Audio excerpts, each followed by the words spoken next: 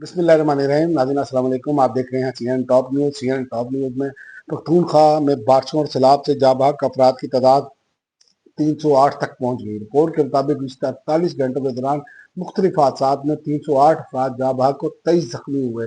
जाँ बहक अफराद में 279 और 15 खवातीन 279 मर्द, 15 खवातीन और 13 बच्चे शामिल हैं, जबकि जख्मियों में 17 मर्द और 4 खवातीन और 2 बच्चे शामिल हैं।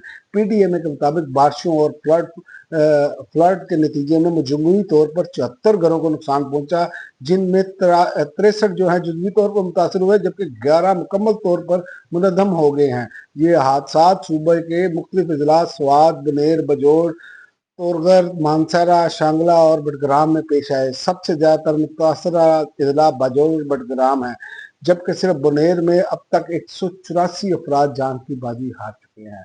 और इसके अलावा पख्तूनख्वा में मजीद बारिशों से लैंड स्लाइडिंग का खदशा, सयाहों को सफर से ग्रेज करने की हिदायत। वज़ीर-ए-आज़म की हिदायत पर नेशनल डिजास्टर मैनेजमेंट की टीमें इमदादी सरगर्मियों की निगरानी के लिए पेशावर पहुंच गई हैं।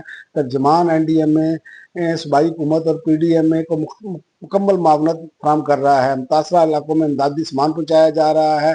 गुज़िश्ता शाम चेयरमैन NDMA ने वज़ीर-ए-आज़म को मौजूदा सूरत-ए-हाल पर ब्रीफिंग भी दी थी।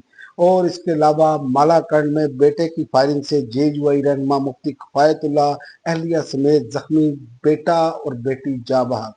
लेविस ज़राए ने कहा है कि फायरिंग से मुफ्ती किफायतुल्लाह का बेटा और बेटी जाँ बहक हो गए हैं, जबकि मुफ्ती किफायतुल्लाह और उनकी अहलिया को जख्मी हालत में अस्पताल मुंतकिल कर दिया गया है।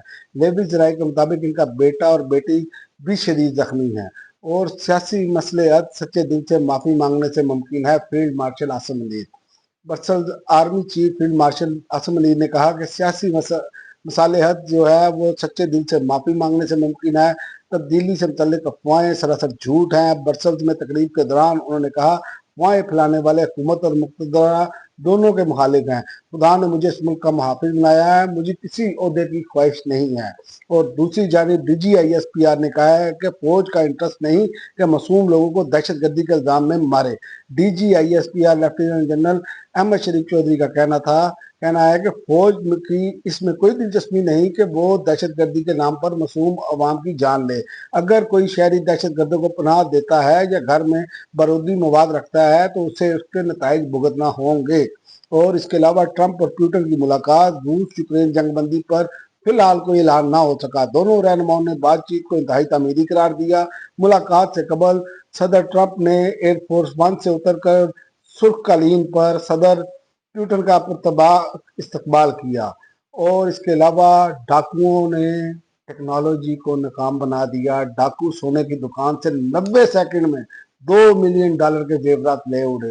ये वाकया अमेरिका के शहर वेस्ट सेटल में एक हैरानकुन वारदात में 4 डाकू सिर्फ 90 सेकंड में कीमती जवाहरात और जेवरात लूट कर फरार हो गए, जिसकी फुटेज जो है वो सामने आ गई है। और इसके अलावा एहतजाज और नारेबाजी, PTI के 40 कारकुनान जुडिशल रिमांड पर जेल रवाना। अब तक के लिए नाज़रीन इतना ही।